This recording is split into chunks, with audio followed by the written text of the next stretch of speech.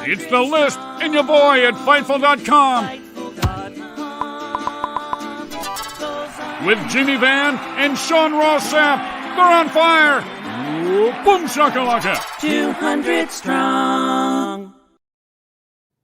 What's up, you guys? Sean Ross Sapp. It is February 17th. It's The List and your boy number 203. We got Jimmy Van here. Jimmy, what's up?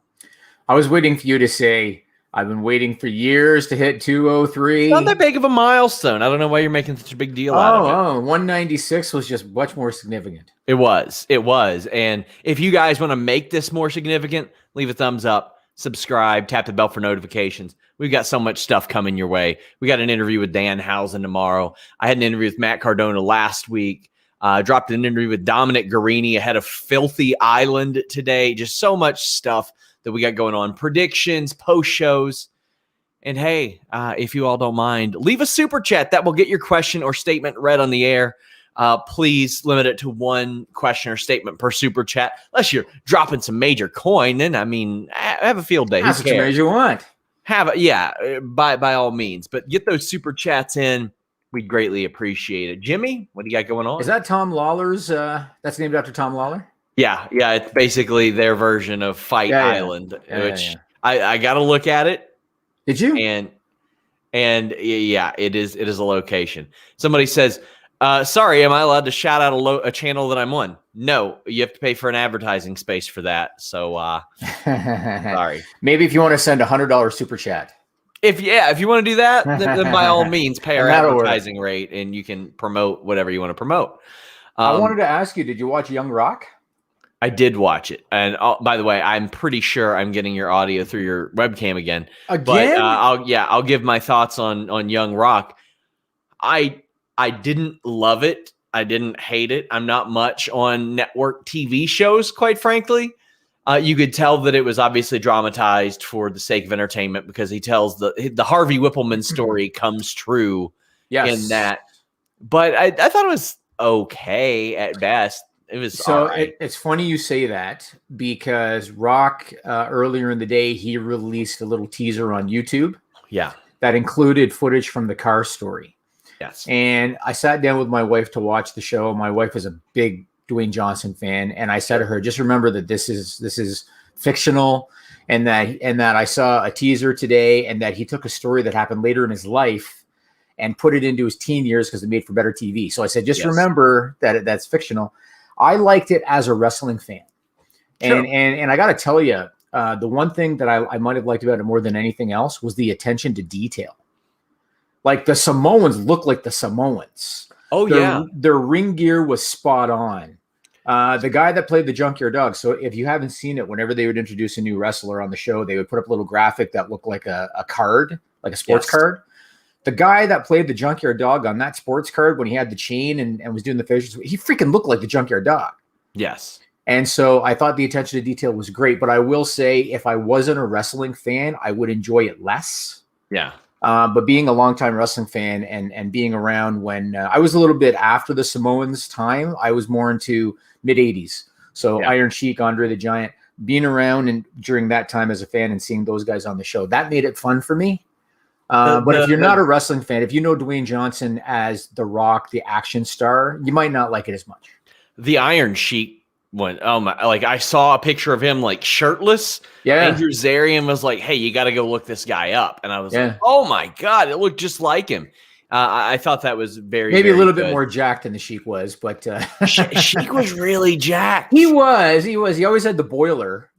But I mean, like people forget exactly how jacked he was at points of his career. Like, and plus when you're standing next to 15, 16-year-old kid and The Rock's wife and all that stuff, or Rocky Johnson's wife, I mean, we see these people next to other huge human beings.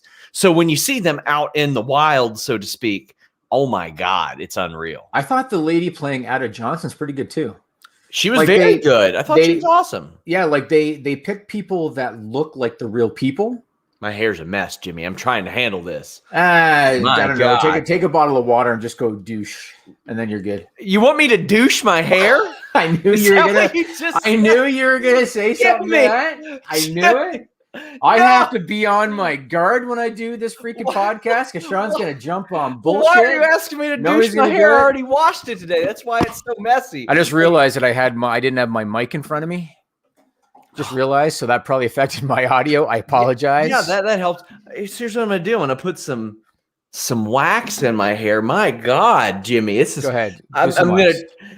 I mean, you're asking me to douche my hair on the air. I knew you were gonna jump on that shit. Why'd you say it? It just came. I needed a sound effect for the water. For some reason, that popped into my head. I don't know. I should have known better. This isn't working out for me. If I could have a 5-second tape delay doing this podcast, it'd be so much better for me. No, why would you not want that on the air? You're the one who requested this. Stellar Justin Lopez says, it has the everybody hates Chris format, but it wasn't as funny. It was just cool for the nostalgia, and I loved how they used insider terms. Yeah, it was good for the nostalgia. It did good viewership, over 5 million.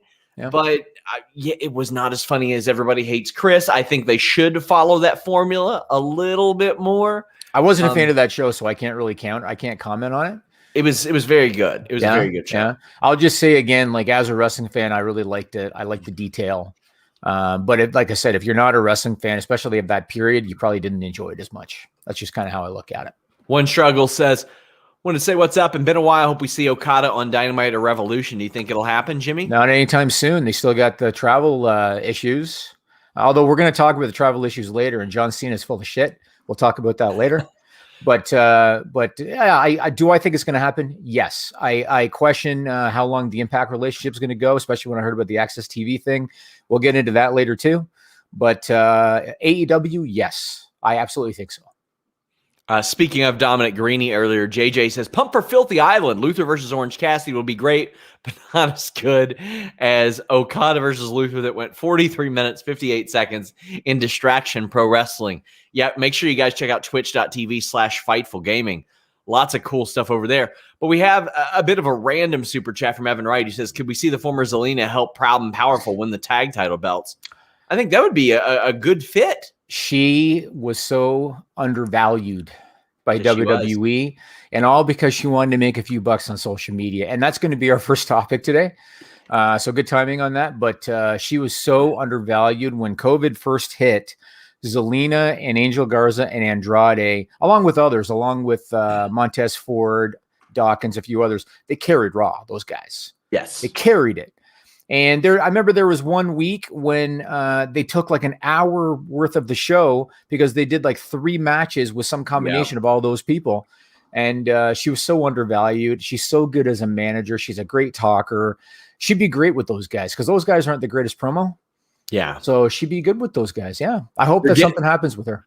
They're really coming into their own as personalities on BTE, though. They're doing the speaking Spanglish thing that is as splintered off. So and I mean, she'd be a good fit for that too, obviously. I mean, she would be a really good fit for them, especially if they've got Impact there, if they can get some permission to use the LAX name again. I think that would go Are you kidding? a long way. If they could get permission. Seriously. They could get permission. If I was Tony Khan, I would just do it. Yeah. And what are they going to say? They're going to say shit. Evan Wright says Okada versus John Silver for the BTE title, please. I would love to see some Okada integration there, which we'll get to. But yeah, I mean, we're seeing people pop up everywhere. Even Rocky Romero on MLW from New Japan, Black Taurus coming over to Impact Wrestling from AAA. Yeah. I mean, on any given week on AEW, we see people from New Japan, AAA, Impact, AEW, and it's constant. And who knows how it'll change now with some of the issues that have sort of come up. Hey, do you want to go ahead and get into the Sammy Guevara thing? We can if you want. Yeah, I want to talk about the social media thing, but let's talk about Sammy Guevara first. The first thing I was going to ask you, because I got questions about this one. First, is it a work? What the Sammy going to Impact, not liking creative, so they didn't use them. Is it a work, or is this just something put together to create a buzz? I would be very surprised if it were a work, considering that people in AEW were calling me to ask how I had found out and all that stuff, and people in AEW did not hear that it was Sammy or I didn't hear it was Sammy until Sunday. What happened was, I want to say Thursday, I asked, I do what I do every time. I asked some people, how'd the tapings go? Just to see how it went. And they were like, well, there were no AEW people here. And I was like, really? None? And they're like, yeah, New Japan people, but not AEW people. And I was like, that's interesting. Was that supposed to happen? And they were like, well, no, we heard that a wrestler was supposed to come in, but they didn't like creative. They didn't want to lose a match, something like that. I waited before I released anything because, I mean, what can I do with that? Just say somebody didn't want to come in. Well, I had to find out more. Sunday was the report not issued by me saying that it was Sammy. Well, that makes a lot of sense considering how they wrote him off on Wednesday. And I had published what I heard about the report as I was able to shore up some information, and I get calls from the AEW and Impact side saying, well, not that many people knew about the Sammy thing, so how did you find out? And I was like, well, I didn't find out it was Sammy until about an hour before that very phone call. It all made sense. I was able to get it confirmed after that. And if it is a work, I don't doubt it'll turn into a work. If it is a work, then a whole lot of people were getting work that should not have been getting worked. Although we've seen that happen before. We have seen that happen before. Yeah. But I do know that some of the people in Impact, when they got worked, kayfabed rather, I should say they got kayfabed over the partnership to begin with, they were like, I wish you would have told us, but we understand why you didn't, type of thing. Next question, I'm sorry, did you have more you want to say on that? No, go ahead. My next question was going to be, was him leaving the Inner Circle a punishment for the Impact situation? No, this all happened after that was filmed. Oh yeah, because you're right, because it was Yes. Yesterday, right? Yeah. That was filmed. So that was filmed the week prior, the Sammy leaving Impact thing, or Sammy leaving AEW thing. AEW, did the Impact appearance play into him leaving the Inner Circle? Like, was that supposed to be part of the whole, or do you not know? Yeah, that from what I understand, him taking a break was supposed to then lead to him going to Impact. Based on what I know, I could be very wrong about that, but that's from what I heard.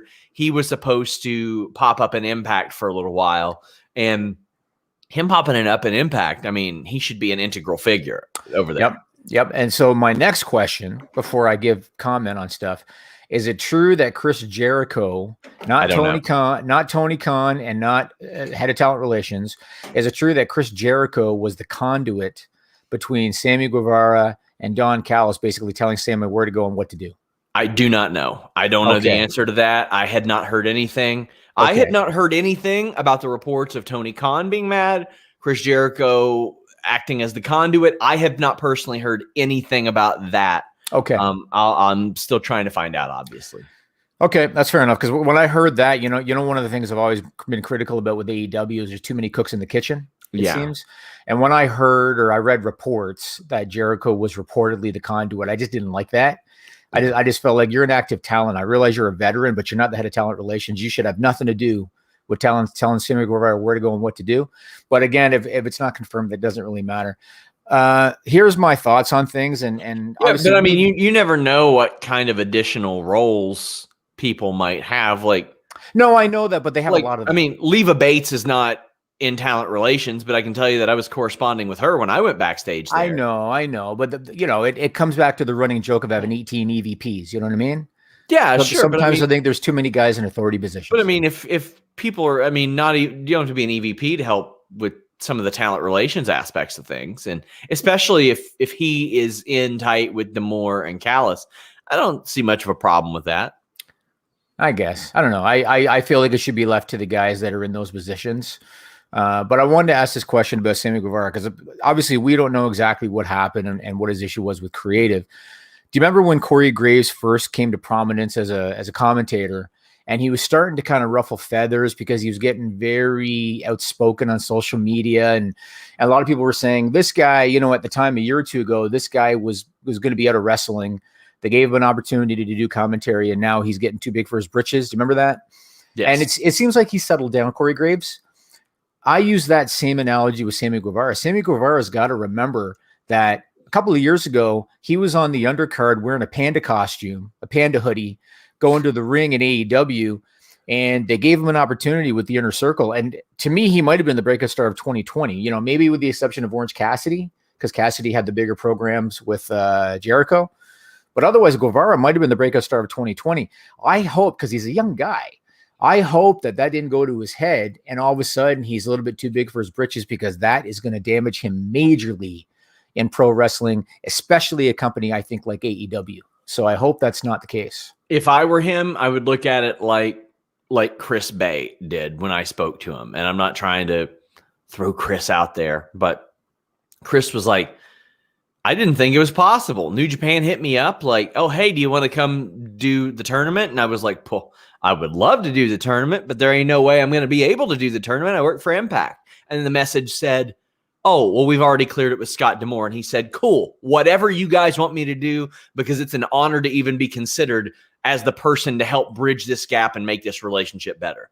Like he looked at that and he was like, man, as cool as it was to be in the tournament, like they thought of me as the first guy to come over there and do that. Like that would be the task. Like if I were Sammy Guevara, and I'm not, and he's got to protect his own career, because here's the thing. How often do we say, Jimmy, especially you, if they don't like creative, they need to step up and say something. And that's supposedly what he did. So I see both sides of it. You're right. But usually when I say that, I'm talking about established guys. I'm talking about like a Roman Reigns. I'm talking about somebody who has enough stroke that they can kind of do that. I don't put Sammy Guevara in that category yet. But why not people before they get too far gone on a bad creative situation? Why shouldn't they stand up and say, this sucks, I'm not doing it? I mean, you're not wrong. I mean, I don't know what the creative situation was. You're not wrong. But if I put myself in the shoes of Tony Khan, right? And I look at it like, okay, I've got my top guys. I've got Moxley, I've got Omega, I got Jericho, I got Cody, I got the Bucks, I got whoever.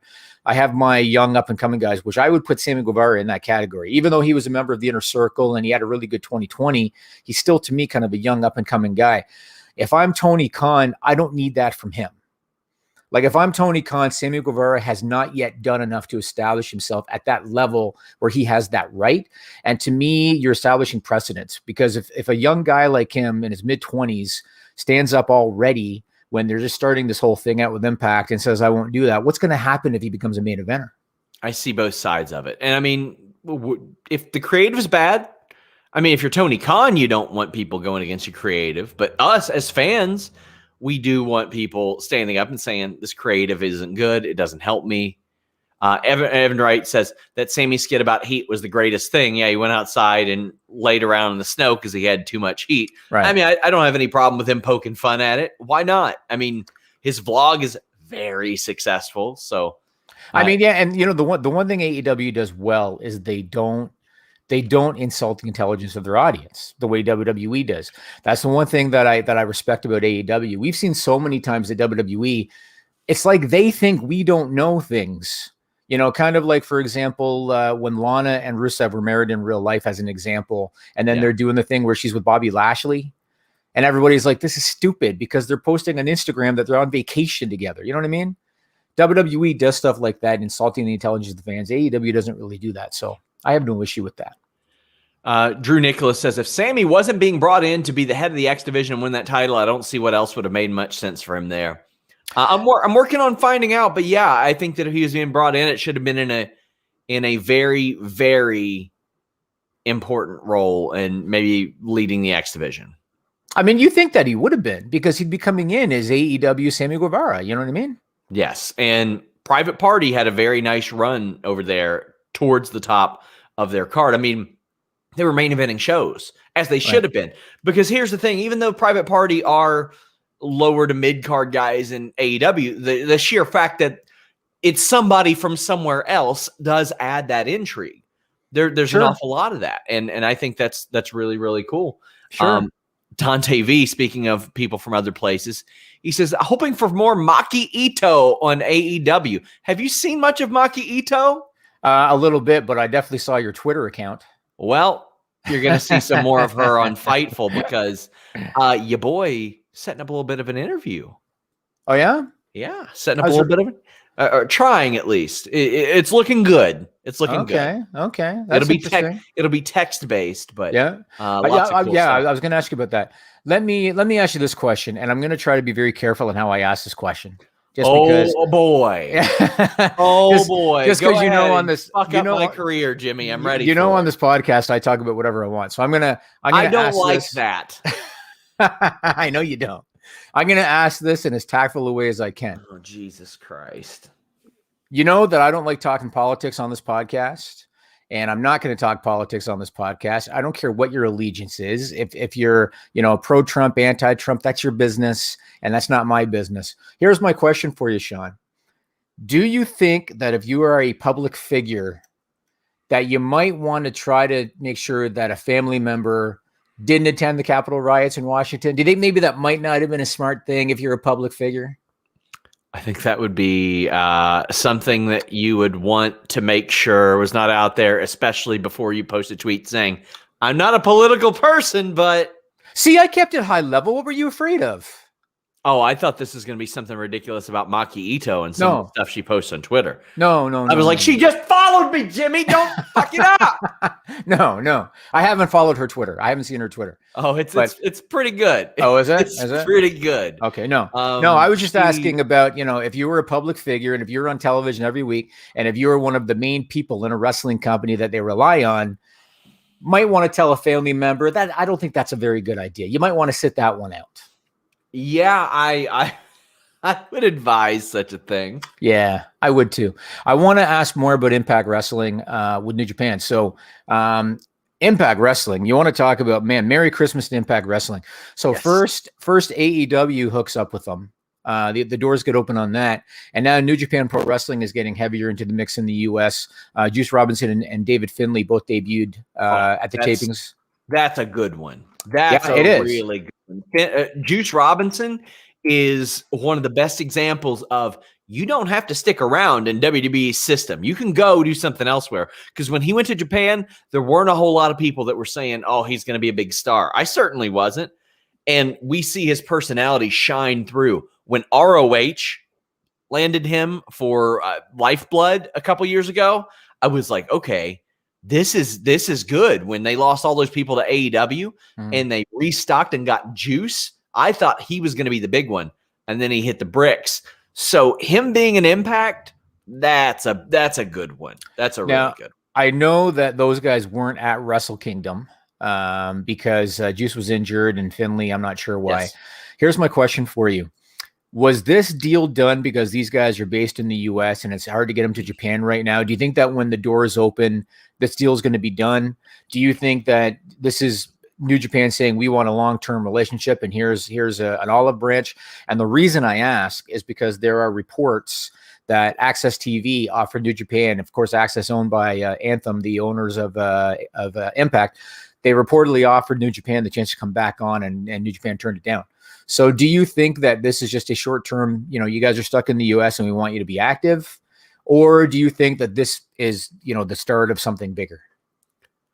Both. I think that their devotion will be to Japan when the time comes. Of course. And for all I know, it could just be for this taping. Right, the set of tapings, right. And I was told, before they did a pop-up on the tapings, that they were at the tapings, which is great. That's awesome. But I do think that it's a bridge to something bigger, and I'm very surprised. After last year, after the Access thing, which we've learned, New Japan has said no to Access since then. I thought that it was going to be hard to recover when you're like, oh, wait, you guys don't want to work with this last year? Well, now you're off Access. Yeah. I didn't think it was ever going to recover from that. And let me tell you, I've considered doing a full hour-long video of all the ways the different iterations of this company have fucked New Japan in the past. So many different ways, Jimmy.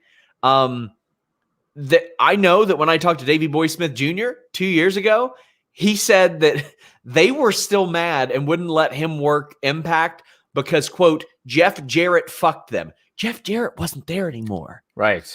But apparently they felt like they got screwed over a bit on the Global Force Wrestling fight deal. And after that, Jeff Jarrett had popped up in Impact, so I don't know if they made the connection there. But keep in mind, even beyond the Okada thing that a lot of people point out, rightfully so, at one point, the former iteration of TNA switched the IWGP tag title belts without even asking New Japan. They were like, hey, we're going to put them on Doug Williams and Nick Aldis, just willy-nilly. And New Japan was like, what are you doing? Who are the decision makers then? Who knows? Okay. That's the thing. That was the thing that Davey Boy Smith Jr. had brought up. He's like, there have been like 4 regimes since then. Yeah. Let it go. But then he was like, man, they don't let it go. Yeah. So I'm very surprised that they let this go.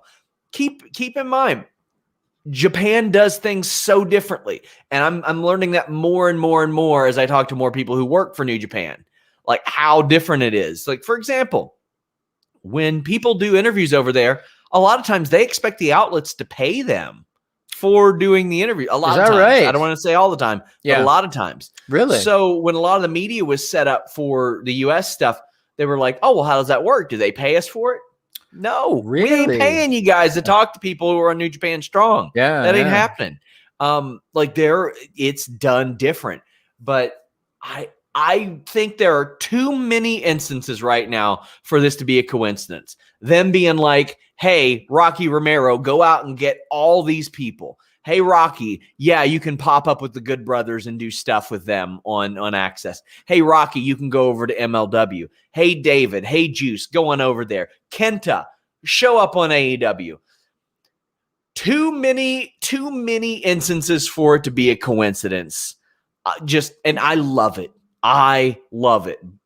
No pun intended. Break down these walls. Let people go around. It's only going to be good. Can you imagine, Jimmy, when shit gets normal, how big an Impact, AEW, New Japan, AAA super show would be? Yeah. It would be very big. Remind me of Super Clash a little bit.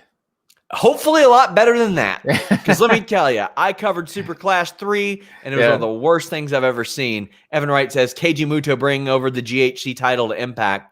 Wild. That's the thing.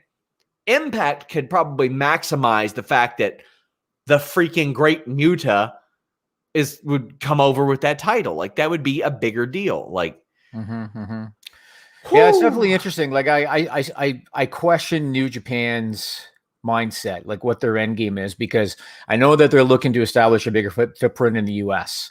And there's been a lot of rumblings about, okay, they have a television deal with Roku, but it's not the greatest thing in the world. There's reports that they've been talking to ESPN, reports they've been talking to Vice, this report that Access offered them a deal again.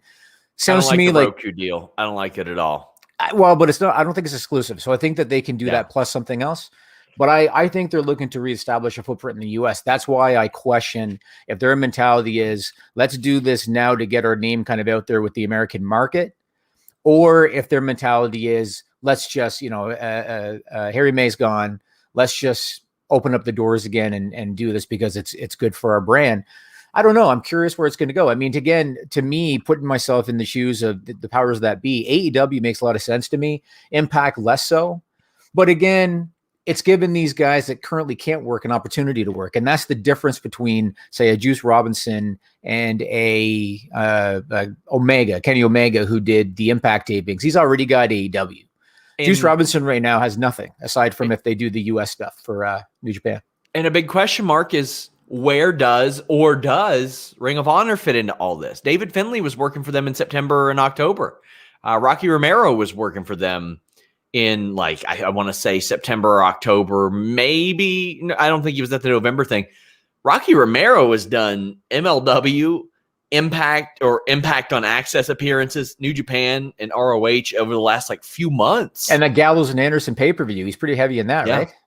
So they got that too. And I feel like Tama Tonga is going to show up on Dynamite. Like all the social media stuff that he's doing, I feel like that's, and then he's shitting on AEW a bit, and he's making I feel like he's setting up where he's going to show up on Dynamite too. Yeah. He should. Him and Switchblade popping up on AEW eventually would be big. Daniel Brooks says, just found you guys yesterday thanks to Issa, who's Demon Diva. She did our predictions with us. Says subbing to Fightful Select next. Keep it up. Well, thank you very much. I appreciate you, and we appreciate her. Make sure you guys check her out at WWE Demon Diva. Stellar Justin Lopez says, here in New York, we're now allowed 10% attendance in arenas. Oh, really? The Nets announced the cheapest tickets will be $600 to attend a game at Barclays. Do you see Vince and WWE charging ludicrous prices for Mania? They should. Yes. Now, I don't know what's determined ludicrous. What do you know how much Atlanta, a member of Disturbing the Peace, sings Roll Out, Southern Hospitality, you know. Yes. Yeah. So ringside center Mania typically, what is that? $1,000 a ticket? Is that about right? No, I don't. Oh, you don't know? I don't pay to go to wrestling events. I'm just curious what it typically is in a typical year, because I think they absolutely will raise prices. They'd be stupid not to. Yeah. So it'll get done. There's another thing I wanted to talk about with this cross-boundary thing. Yeah. So lately I've seen these interviews with, say, Tony Khan as an example. Cody Rhodes did one where they're basically saying, we would welcome a relationship with WWE. Yeah. It's such a stupid thing to say. Because they're asked about it. Here's the thing. A lot of people will say that, like, why would they even say it? They were asked about it. It's such an odd, they're not going to say no. So you know why? I mean? So what's the big deal? Well, here's the thing. So in case you are a wrestling fan and you're holding out hope that we're going to see Roman Reigns against Kenny Omega someday, as an example, you're not. Yeah. WWE will never do this. I don't think Vince McMahon would ever even consider it. And I think Hunter now has become his disciple more and more. I think that unless WWE has full financial control, creative control, development interest, unless there's something that they're going to benefit the most, it's not going to happen. And that kind of takes me to the Evolve story. I want to give people a little Fightful Select taste, Sean. Oh, God, don't give them all of it. No, I only do like one every couple weeks or whatever. Oh, God. I want to give a little Fightful Select taste, because right along with all this topic, you reported that they did another NXT show and it kind of had an Evolved flavor to it. I think the timing of it is not coincidental. It was more than an Evolved flavor. It was called NXT Evolved. No, I know that. Yeah. I know you can tell it in a minute, but I think that the timing of that is not coincidental. I think given everything happening with all the cross boundary stuff, I think that was done kind of on purpose to kind of ride the coattails of that, in my opinion. What did you hear about this taping? And then my other question is, why did they even do it? Is there demand for it? Did it because they want more Peacock content? Like, what was the purpose? I don't think the platform platform was not intended to be Peacock. Okay, really? But as of now, the platform is not decided. It's not even like a go yet. But they filmed it. Yes. It's unlike anything else that they have. What we saw on Raw Underground was not like an original first-time idea. It was something that had been pitched for a couple years as like NXT Underground, not the no rope stuff, but the fight feel and the more personal feel, utilizing the Evolve name. When I hear Gabe Sapolsky and Jeremy Borash are attached to it, I'm like, well, creatively, it's probably going to be pretty damn good.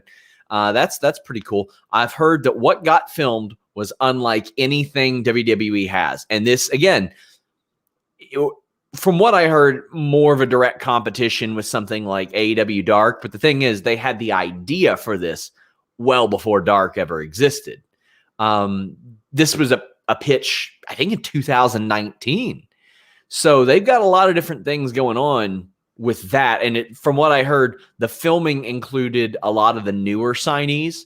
I want to say like some of the people that got signed like August, September, and some of the women that got signed as well. Although I can't confirm names. They've got like Josiah Williams hosting it, which is really good. I think he's awesome and heard great things about him. It's a very interesting, different approach. As far as is there demand for it? I mean, there's demand for them to have developmental, you know what I mean? And do they have developmental right now? No, they've got a third cable TV show is what they have. Yeah, I still view NXT as developmental, even though they do put established guys in there. Well, sometimes. They certainly pay people like it. Yeah. Well, yeah, that's fair too. So was it a mix of Evolve talent and NXT talent? Mm-hmm. That's what it was. A mix of Evolve talent and NXT talent. And some people that weren't really either ones. Some of them that got signed. Yeah. But yeah. Okay. Interesting. There's even more on FightfulSelect.com about this. Like, I don't want to say like they're going forward with it. Like, they're doing it. I don't know if they're doing it. I know that they did it. I know that they filmed it.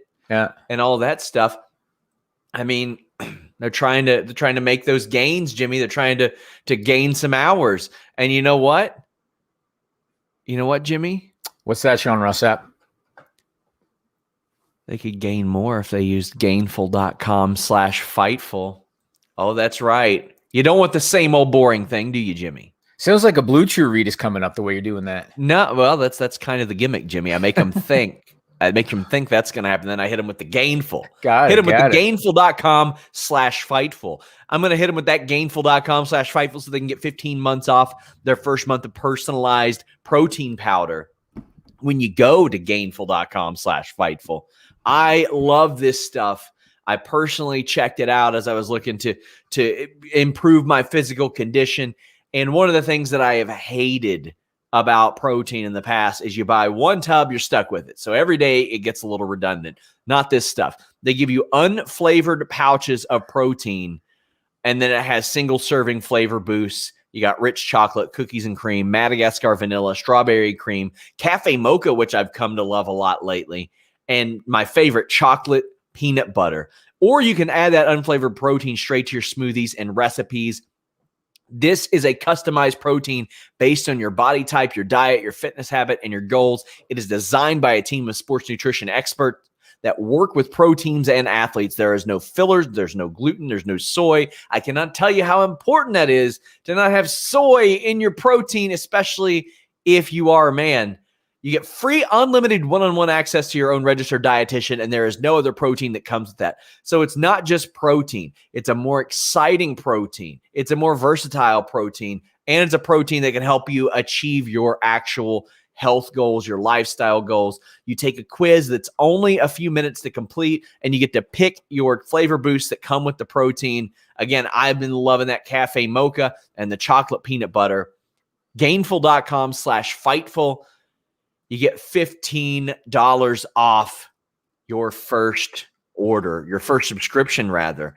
Love this stuff. It's one of those products I tried out, and I was like, okay, I want to hit them up. And we did. Hit them up at Gainful on Twitter. Let them know you heard about them from us.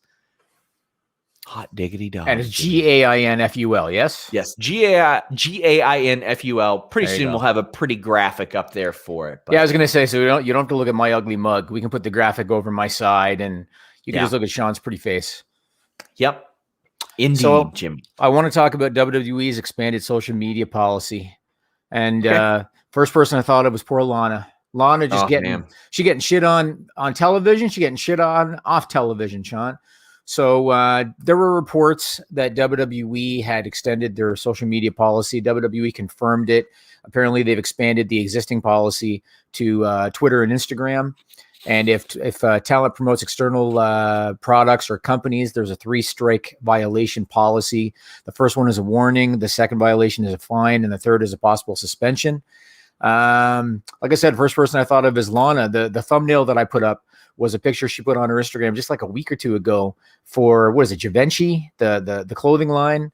Yeah, she does a lot of health and beauty stuff on Instagram. And so she's the first person I thought. Is there anything that you have to add in terms of details on that? Any feedback you've gotten from talent? Yeah, anything? There are some that are pretty pissy about it because it was pretty petty in the fact that it went to, like, people were told, hey, by the way, you still got your merch store from like 3 years ago open. You need to close that. Really? And there were these people that were like, I made $10 off that last month. I don't even remember that it was up.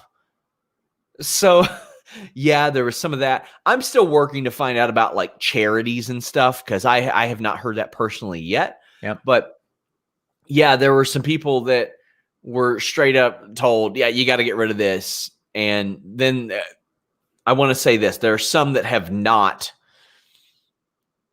applied this to their social media yet. And there are some people that are still promoting things that they're a part of. And there are a whole lot of people that are looking at this and they're trying to weigh, is the platform worth it? Because they wonder, well, if I lose this platform, will that affect my future endorsements if I leave WWE? Sure, my brand, yeah. They're trying to weigh all that. And since 2016, how many people have we heard of that are like, oh, I made more money outside of WWE? Cody said that first year, more money outside of WWE. Mm-hmm. We're in a different world right now, though. Unless it's Game Changer Wrestling, like there's not a whole lot of places you can work. Mm-hmm. Like there's not a robust indie scene right now. Makes social media that much more valuable right now. And there are a whole lot of people they're pressuring people to sign months and months and months ahead of their expiration now. How can you possibly try to pretend that your talent are independent contractors when you do stuff like this? It is so obvious. I mean, I don't even have to say it because it's so obvious, but it's so obvious that the independent contractor label is only there to avoid the associated costs. It's only there so they don't got to pay benefits. It's only there so they don't have to pay into Social Security. It's only there so they don't have to do royalties. They don't have to do severance packages. That's why the independent contractor tag is there. They can make like, oh, these guys are free. That has nothing to do with it. They don't want to pay the associated costs. This is such a bad look to me. And the other thing that I question is, are they going to be selective in enforcement? Because Paige is still on Twitch to this day. She's still streaming on Twitch. Because here's the thing. What are they going to do? That's my point. Fire her? Right. Okay. Well, she's going to be like, well, fucking fire me. Who cares? Right. That's what are they going to do? They're going to walk up to Adam Cole and say, hey, guy, stop streaming, even though they're paying you significantly more than we do. Right. They're going to say that.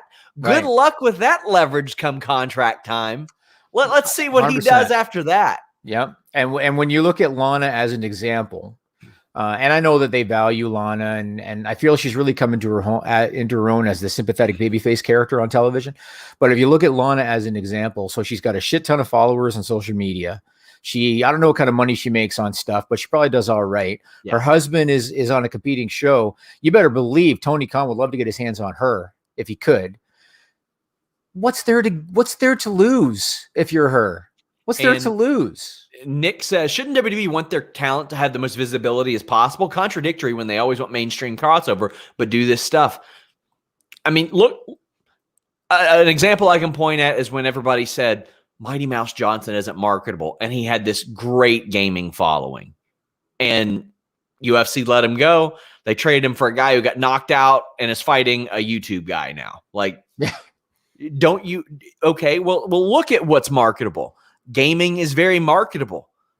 We started a gaming section and it immediately profited, Jimmy. Like it is here. It's here to stay. I don't know shit about it. I don't know anything. So I've been asking Sean, hey, can you explain to me what this Twitch subscriber thing is? And I think WWE, except for the people that they co-opted with up, down, down, didn't know about it either. And I think they're still learning about it. I'm sure. So what we did, we put somebody in charge, Jeremy Lambert, Joel Pearl, who do know about it.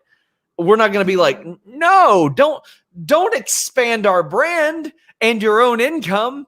No, not at all. Like that's the dumbest shit I could possibly imagine is frustrating the people. Like, here's the thing. Even if they make a certain amount of money, why not have them make more under that umbrella? Why not be able to look and say, well, look what associating with our brand and doing this can do.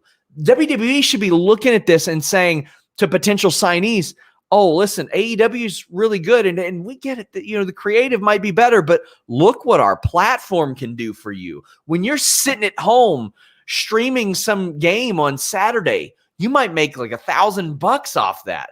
Can any other company do that for you? I don't know. And I remember when they first started this stuff, did they not try to use Marvel characters as an example? I think they did, didn't they? They tried to use Marvel characters saying Robert Downey Jr. doesn't do this or doesn't. It was something really stupid because, that's an actor playing one role. And these actors absolutely do stuff outside of their Marvel characters on social media, which is effectively what the wrestlers are doing. It's really dumb. And then a similar story, and you broke this on Fightful Select. WWE had a meeting with employees that wasn't well received. Do you want to give some details on that? boy. Yes, I do. But I want to address one thing. There are people saying, "Oh, well, this site reported that Lana was making 10,000 a post and all that stuff." No, that's not what that is. About a month ago, a marketing company or PR company sent a thing to a whole bunch of media that estimated what she and Mandy Rose made.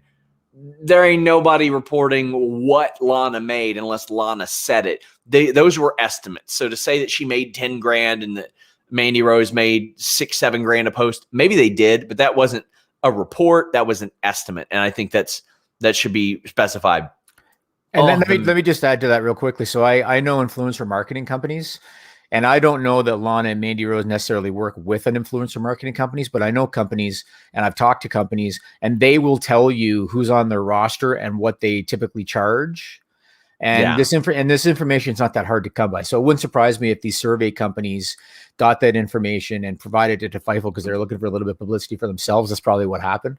Oh, we've got people that will like tweet, "Oh, well, this website says that Fightful's digital makes this much and the YouTube makes this much." And I'm like, unless they can gauge our super chats and our sponsor reads, then no, they don't know. So it's impossible to say. As far as that meeting, yeah, it was not received well at all. I mean, like, there were some people turning in incomplete work over it, like just the morale shot down. I mean, there are people that live in like really confined, crappy spaces because that area in Connecticut, right next to New York, it's not a cheap place to live. Yep. And not only that, it's a miserable place to live too. So there were a lot of people when they're told no bonuses, no promotions, no raises, they're like, what? What was the reason? COVID? The real reason is because they didn't hit their stock price target. But yes. And there were a lot of people that were like, these investor calls are public, right? We hear what you say. Oh man, there were some really dejected people, Jimmy. Yeah. I'll tell you who's not dejected. Tim Traver, friend of the site. He says, "Hi, Sean and Jimmy Van. Want to say thank you for Jimmy Van giving me tips on how to save money. I'm going to doing an amazing job in my rehab. I'm RKOing it." Well, hot diggity damn. I don't even know what tips I gave you, but you're welcome. Well, look at that. Rob Wilkins says, well, actually, do you have more to talk about this besides the Last Minute Winner podcast saying just found this and love it? Definitely subscribing. Well, thank you so much. Yeah. So dare I say we're real good. So obviously WWE had a down Q4. They had the earnings report a couple weeks ago. They had a down Q4. Q1's going to be down. The quarter run currently is going to be down probably. And they're blaming COVID for a lot of it. They're blaming no Saudi show. They're blaming no ticketed events. But here's the fact that WWE, when it comes to their employees in this situation, might want to avoid. And isn't it funny how the narrative changes depending on the situation? So when they had their Q4 earnings call, all they did was highlight the fact that 2020 was a record year because it was an easy way to kind of sweep under the rug that they had a down Q4 by saying that they had a record year. Now they're telling employees, COVID, no Saudi show, no ticketed events, because again, it fits their narrative because they don't want to give bonuses. The fact of the matter is, not only did they have a record 2020, but even though Q1 is going to be down, March 18, the Peacock deal kicks in. Yes. That's another $1 billion. You know what I'm saying? How can you and to make it even more ridiculous, I'm pretty sure that they announced on the last earnings call that they're going to get back into building the new headquarters. They're gonna get that going again that they had put on hold when COVID began. They're swimming in money, this company. You know what I'm saying? How can you not want to? It's just such a bad look. They've never been more financially secure than they are right now. It's a really bad look. It is a really bad look, and I don't know, man. I feel for the people. I keep going back to Lana, and I don't want to keep spotlighting her, but when it comes to Instagram, I'm not an Instagram guy. And so when it comes to Instagram, I think of her because I've seen her stuff go viral, about promoting this, promoting that. So she's the first person that just happens to pop it in my head. Whatever she's making off Instagram is not breaking the bank for WWE. No, it's not You know what I mean? affecting WWE. At all. It's Now- not like I'm trying to think of another clothing line because I'm not a clothes horse. Sean. Here's where I would be okay with it. If WWE said, listen, we would like if you didn't promote competing sponsors. Like if you please, like if we're promoted by Pepsi, I would appreciate it if you didn't do Coca-Cola or something like that. A competing sponsor, I kind of get, but they do not own her. And it's so stupid. Daniel R says, by the way, we got some super chats. Daniel R says, should WWE change Money in the Bank or add a new gimmick? It seems like it isn't exciting as it once was. That's not because of the gimmick. That's because of how they book it. And I like the gimmick. To be honest with you, I used to like it when it was part of WrestleMania. Yeah. It felt like I do understand why they separate it. Oh, I do too. Obviously, I do too. But here's what they do, Jimmy. They put Rumble, Elimination Chamber, WrestleMania, Money in the Bank within the first 4.5 months of the year. Right. So then the remaining, what is it? 6.5 or 7.5 months of the year, you got SummerSlam, WrestleMania, and you're peppering in a Hell in a Cell Survivor that doesn't Series. quite. Yeah. Yeah. I mean, every couple months. Like, see, the way they dead used of to do summer. it, the way they used to do it that I liked was Money in the Bank was at WrestleMania, and you had until the next WrestleMania to cash in. Yeah. And I remember one year, and I can't recall who the talent was anymore. There was one year where the guy waited until close to WrestleMania. Edge. Was it Edge? It was Edge Because the first he year. knew, and they made it part of the storyline that that's the deadline. He's got to cash in by Mania. Now it's so convoluted. Now Miz gave it up. No, he didn't. Then he gave it up. No, he didn't. He lost it to this guy. He won it back from this guy. And the whole thing's just a bunch of bullshit now. Drew Nicholas says, it's getting harder and harder to support WWE. They're profitable and act like jerks. If I wasn't involved in covering them, I wouldn't be watching. I know I'm not the only one that feels that way too. Yeah, I mean, I'd still watch SmackDown and I would watch highlights of NXT. I thought they came off really well with how they handled the Lars Sullivan thing. Based on my conversations with him, he glowed about them. He said he said that they handled it with compassion and honesty and understanding. And then immediately afterwards, it's this. Nicholas Plouffe says, Jimmy, how many times have you watched SRS's reaction to Lacey's announcement Monday? I'm going to guess 0. I watched the post-Raw podcast a little bit, and that reminds me, just popped into my head, Sean Ross Sapp and Denise Salcedo are going to do a duet, and the duet is going to be to the Grease song, You're the One That I Want. That's going to cost you, Jimmy. Well, so I got to figure out the milestone because we already hit a milestone on select 2,000 select subs and dollars. Rob Wilkins says Vontae Mack no matter what. I don't think that reference hits that well here, but he does say, do you think we get Cole versus Balor at Mania? Probably, but I don't need it. We saw it last year. Yeah, that was on my my list to talk about it. I guess we could talk about it now because I want to talk about Triple H's takeover media call.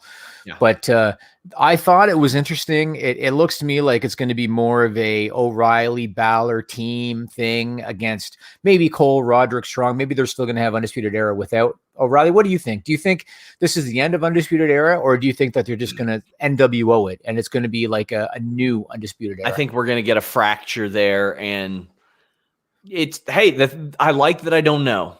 I like that I don't know. I got to admit, I didn't see that coming. But like to me, it's like, okay, well, we saw Balor and Cole last year, and we saw Balor and Kyle O'Reilly twice. I'm ready to see something different, and this cliffhanger as at least has me interested. Yeah, I mean, it would be O'Reilly as Balor's partner. I mean, that's got to be the only scenario because he was kind of protesting that Cole kick Balor. So yes. that would be the situation, but it's interesting. It's interesting. And hopefully we don't end up with NWO Black and White, NWO Wolfpack, NWO LWO, whatever it was. Hopefully that's not where they end up. I think on the main roster doing Balor, Cole, and Styles is like the wink, wink, our Bullet Club thing. I think that'd be real good. It'd be somebody for Drew to go through too. I wanted to ask you thoughts. Hold on, man. You're not letting me get these super chats in. Sorry. Ray says, rumor Keith Lee may miss Sunday. Any word? We wasn't around on Monday, so I see where those rumors came from, but I don't know yet. I'll see if I can find out. Throwback says, Bad Bunny is a smart move for WWE for cross-branding. They dropped the ball on Twitch. It brings in the casual fan. WWE should have let the talent promote their Twitch and WWE to new fans. I get them not letting them do it on TV, but I'll say this, the Bad Bunny move, they keep just pulling the slot lever and coming up sevens on him. Yeah. Over and over and over again. They're doing good stuff with Bad Bunny. I did not know who the hell he was. Sean told me about the merch sales that he's doing for WWE. I had no idea who this guy was. But him winning the 24/7 title is the most logical celebrity choice that they've had to date, using some of the other idiots that they've used, like Rosenberg and all that crap was pointless. Bad Bunny makes perfect sense. He's going to be on SNL on the weekend. I'm sure he'll have the belt with him. I'm sure he will. And I would love if Damian Priest is there with him too. What do you think? Do you think Damian Priest might be up there with Bad Bunny? I doubt it, but they should. And It'd people be like fantastic. This whole thing, we've talked about how many guys have been called up to the main roster and they just shit the bed with them. Damian Priest, it's been handled very well. I didn't like the first week when he looked like a bit of an idiot with Miz and Morrison, but otherwise it's been handled great. I think that he's looking like a star the way that they're positioning him. Yeah. And it's kind of ironic. It's kind of like Elias a little bit, although Priest was a bigger star in NXT than Elias was. But Elias was a guy that they brought up and for a while really found his footing and became something special. And you see that now with Damian Priest in WWE. Andrew Monacan says maybe Cameron Grimes could give them advice. I love this gimmick, the Stonks gimmick. Yeah, I just don't buy more GameStop unless you have to average down, which is what I'm currently doing. Dante V says Sammy leaving Inner Circle makes sense, but leaving AEW to go to Impact doesn't. He should have a dark run and go for Darby's title. No, him going from Dynamite to Dark makes less sense than him going to a different company altogether. I mean, I respect your opinion. It's just if he wants to get away for a while and he sees that as an avenue, I think that he could do that. And he would have been the top guy in Impact. I mean, he would have been a pretty heavy focal point. Yeah. So. Throwback says, does the milestone for Fightful Twitch count for Sean and Denise to sing? No, not whatsoever. That's not my project. It's not my project. That's not mine. That's Jeremy's. You all can wet his beak. I'm very proud of him for creating a new revenue stream. Like, that is incredible. And Daniel R says, surprised at all by the 5 names that CM Punk said that he would be interested in working with: Darby Allin, Powerhouse Hobbs, Brian Pillman Jr., Ricky Starks, Jungle Boy. I can say that I am not surprised that he would say any of those names. Those all have a gigantic future, Jimmy. Yeah, no, to be honest with you, I'm a little bit punked out. You know, like he's gotten so much longevity in interviews for a guy that hasn't been in the ring for almost a decade. Well, that was just Twitter. He did. No, I know that. I'm just saying the buzz with him just won't die. You know what I mean? Well, I'll cancel our interview then, Jimmy. Oh, gosh. Sure. That's cute. He has me blocked. I want to. Does he? Mm-hmm. I want to ask you this question before we wrap up the main show here. So Triple H, he did the Takeover media call, and there was one question and one answer he gave, and I had to chuckle. At this one, and I wanted to bring it up. He was asked about, is NXT going to be going live on Peacock? It was by me. Oh, that was by you? Okay, I read the Fightful.com write-up, so I didn't know it was by you. Yeah. So you asked him if NXT is going to be going live on Peacock. Triple H, you want to talk about kind of disrespecting the intelligence of your audience. Triple H answers Sean Ross Sapp by saying, I don't know about those conversations. So who did he say to ask Sean Ross Sapp? Because Triple H doesn't Stephanie know. And Nick Khan. Stephanie McMahon. Triple H, the head of NXT, try to just visualize. Triple H, the head of NXT, said with a straight face on a conference call, I don't know what's going on with the conversations around my own brand. Ask my wife, because she is the one involved and she doesn't tell her husband about it. Okay, so I haven't had that conversation. Yeah, it was the stupidest fucking shit when he said that. And I thought to myself, this is why I'm not on these calls. Why I'm not on these calls. Because I'd say, Hunter, she's your fucking wife. What do you mean you don't know? You know? It's just so insulting. Agree. It's so insulting that they do shit like that. But that's what he said. Okay, if you go to Fightful Select after this, we're going to do The List Goes On. We are going to talk about Lacey Evans. We're going to talk about Elimination Chamber. Oh, shit, John Cena. Should we talk about John Cena quick? No, let's save it for the paywall. All right, because I got some info about John Cena. So we didn't even talk about Lacey Evans. Here's the thing. No. Jimmy gives me these topics and I put them up as the main thing. And then he's like, oh, by the way, we're doing this on Select. So I got to go edit everything. It's because we get so deep into other topics that it falls by the wayside a little bit. We do have a couple more super chats before we wrap up. By the way, Wednesday Night War tonight, guys. Tonight. Also, we had some stupid punk saying, mostly I just want to give the two kings of wrestling media a small token of my thanks. We appreciate it. But if you have any news of Maki, I'm not one of the kings of wrestling media, but I do appreciate he says, if you have any news on Maki Ito, I might. I reached out to her. We spoke. How about that? How's her English? Huh? How's her English? Pretty good. Is it? I mean, I assume it was her. Might have been a translator. Yeah. Okay. Aaron Entertainment says, LA Knight. Yeah. Great signing. I love his signing. He sounds like a hockey team. Yes, he does. Yes, he does. And Stellar Justin Lopez says, what did you think of Cesaro's new interview on TS? Thought it was good, but people treated it like it was the next coming of the pipe bomb. That always happens with Talking Smack, Jimmy. Yeah. Every time somebody says something remotely confident, people are like, fire emojis, smoke blowing out the nose. And I'm like, no, it wasn't. I have so much respect for Cesaro in the ring. But it seems whenever he's given an opportunity with a live mic, it was okay. It was, it didn't feel real as much as kind of scripted to me. It was okay. Yep.